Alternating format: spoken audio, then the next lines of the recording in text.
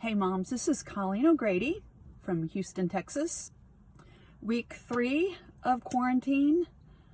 So moms, how are you doing?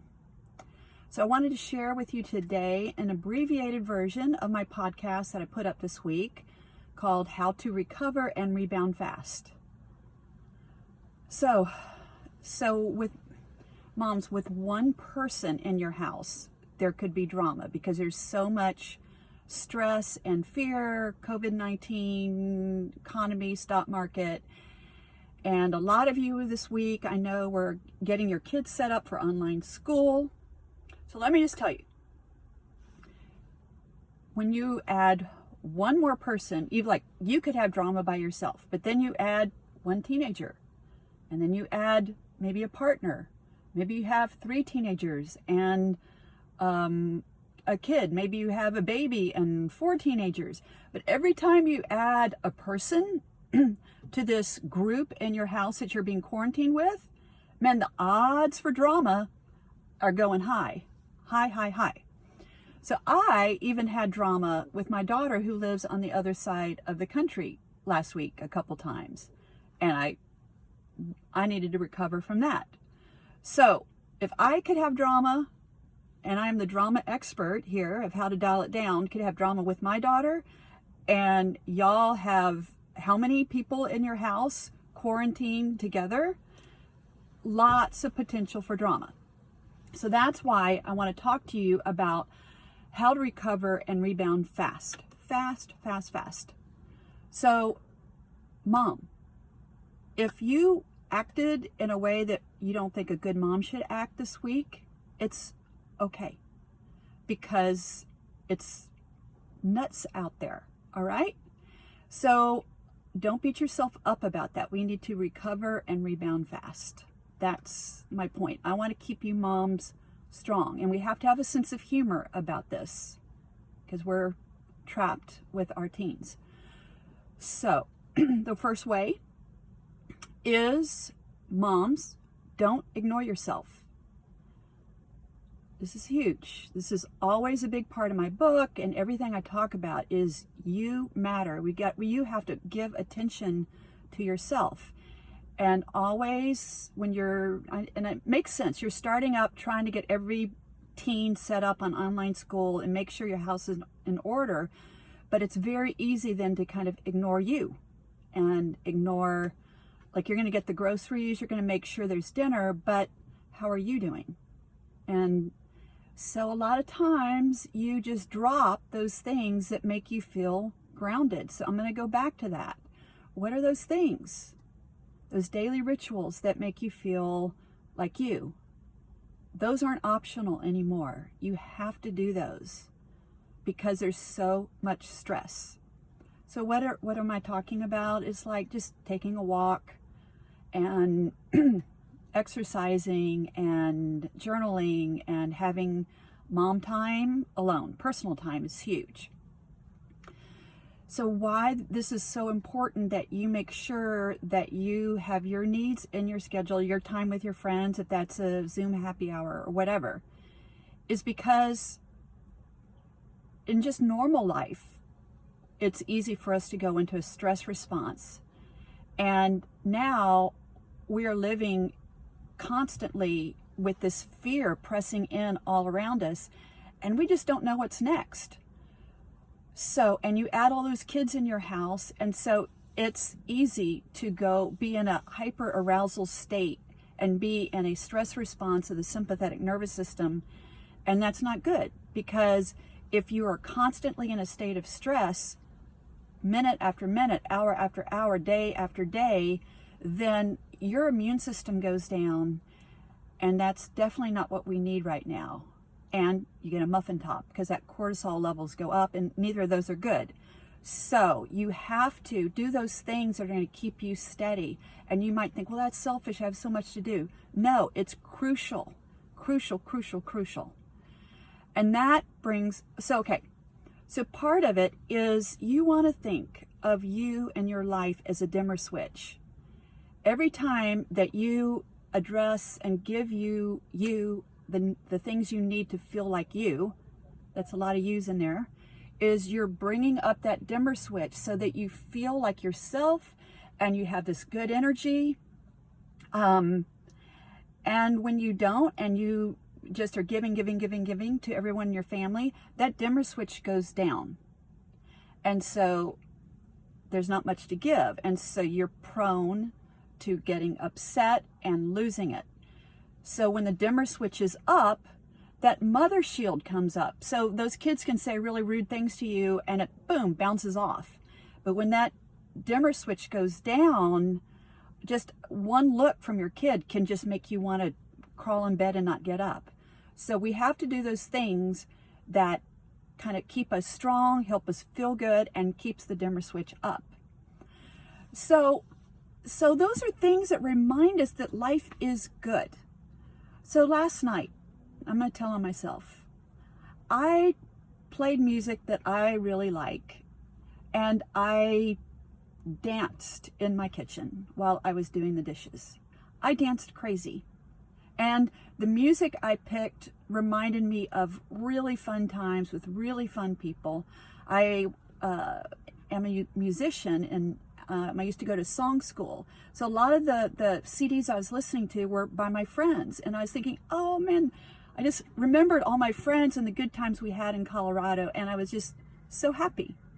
So moms, maybe it's going through, looking at some of your old videos from vacations and looking at pictures. But you want to also remember life is good and we aren't going to be in this forever. We can't be stuck in this eternal crappy now. We have to remember the past that was really fun and just imagine the future. Okay, the second thing is you want to honor your feelings. Okay, so moms, we can be like these mother machines and we're just like, okay, I'm going to get it done. I'm going to get it done. We're going to be productive. But when we do that, first of all, it's no fun to be a mother machine, and so our resentment is going up because that's no fun. But we're also ignoring our feelings. So if I was going to ask you, how are you feeling, Mom? Would you even know? Because a lot of times we don't, because we're just getting stuff done. But it's important to check in with yourself, several times a day, and say, how am I doing? What am I feeling right now? So when you do that, here's how I would do that. Instead of reaching for wine, maybe at a time of day, that's fine.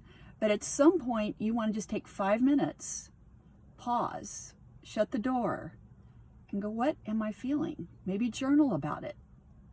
And if you're like, I am so done with those kids, or if I'm so stressed, that's important.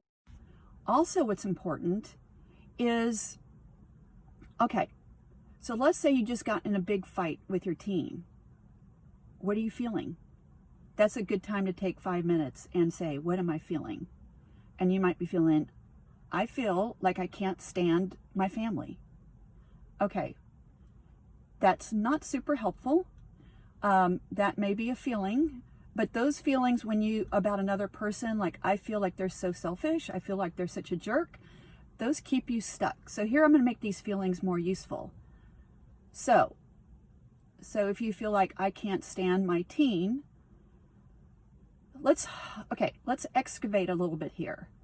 What are those feelings telling you about what you need and what matters to you? So that might mean like, what matters to me is that I'm respected, or that my teens help me out, or that they're present with me. They're not always on their phone. Okay. So now your feelings are getting to be a little bit more useful. So then you want to ask yourself in terms about the feelings, is there something that I need to do about these feelings? Is there something that I need to do about it? Or is it just we had a moment and we just need to let it go? And there's a good chance there is something that you need to do about it, because we're just trying to figure this out and we don't know quite how to organize our lives in quarantine. So then this brings me to a third thing, which is boundaries and asking for help. So the power combination here is boundaries and asking for help. Because if you just ask for help, here's how it could go. Could someone please help me cook a meal? Could someone help me do a meal, please? Because I just don't want to be cooking all the time. And could someone please help me do the dishes? I mean, I just feel like I'm doing so much. And then, so if that's all you have, then you're going to hear crickets. Because your family, including your partner often, is not going to raise their hand and say, sure, I'm going to take it, especially your teens. Oh, I'll do all your work, Mom. Sure. So to make this a more powerful combination, we need to add boundaries. And the boundaries are like this. First, you have to be clear of like, okay, let's just take cooking dinner. So here's my question for you, Mom. How many times can you cook dinner this week without being resentful? Okay? How many times? So you might say, maybe 4 times. I could cook 4 times this week without being really resentful. And if they did the dishes. Okay, now you're clear. So then, this is how you do it. So then you're clear that you're going to set a boundary that you're going to cook 4 times this week. And you can decide what days. And then you can say, so I would like someone else in the family to cook the other days. So if you said, hey, I've gotten really clear, I'm happy to cook Monday, Tuesday, Wednesday, Thursday. I'm really happy to cook those days, especially if y'all keep doing the dishes. And I'm really clear that I am not going to cook Friday, Saturday, or Sunday. So you can either put that off on your partner or your husband and say, so you're in charge of how you're going to get dinner on the table those 3 days. If you want to get the teens to help cook, fine. If not, you can have your teens figure out something for dinner. And so if they don't, that's fine, because you set a boundary and you're clear. And if they don't do that, you can go get your own takeout. All right? And you'll be a lot happier and you won't resent your family. So I'm going to encourage you. Okay.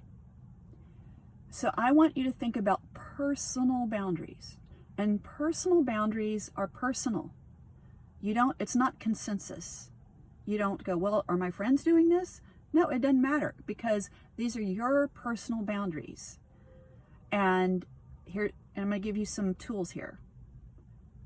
You don't use less words. Less words, Mom. A lot less words. Just say, I'm clear. I'll be really happy to cook 4 days a week, but I'm not cooking those 3 days. That's it. No more words. Because the more words, the more arguments. And the arguing, and we want to stop that. No arguing here. You're clear. And your 100% clarity is going to dial down the drama. So, moms, you do need help. So I'm going to suggest boundaries and help. Oh, and the last thing is book club. Book club is going to start next Monday, April 6th. And this is for a small group of moms. And I would love you to join me. So if you're interested, just message me and email me, post something. I'd love to tell you about it. It's for a small group. It's going to fill up. And what it is we're going to use my best-selling award-winning book, Dial Down the Drama. And every the beginning of the week, we're going to have the mom memo where, I'll sign a chapter and some focus questions on how to apply the information and just help you get focused and intentional about the week. And then Thursday will be book club on Zoom. And we'll have a great time, and we'll be with like-minded moms, and we're going to get through this together. And the reason that it's going to be 8 weeks all throughout April and May is I was thinking, how can I help y'all? How can I support you and literally give you on-the-spot coaching for whatever is coming up in the next weeks. And so this is what I thought of, is let's do this. And, so if your kid has a meltdown, you can ask me on Thursday, what do I do? I'll give you feedback right then. And moms, you all benefit from hearing each other. It's great. Moms love to hear each other. They're going, oh my God, I am not the only one. I'm not crazy. So it's going to be super supportive, and I'm going to get you through the whole school year. I'm going to get you through the school year. So it's half the price of Dial Down my Power Your Parenting program. I want to make this accessible to you. Moms, get on this. Do book club. It's going to be so helpful for you. All right, moms, I love you. I'll be back. Bye-bye.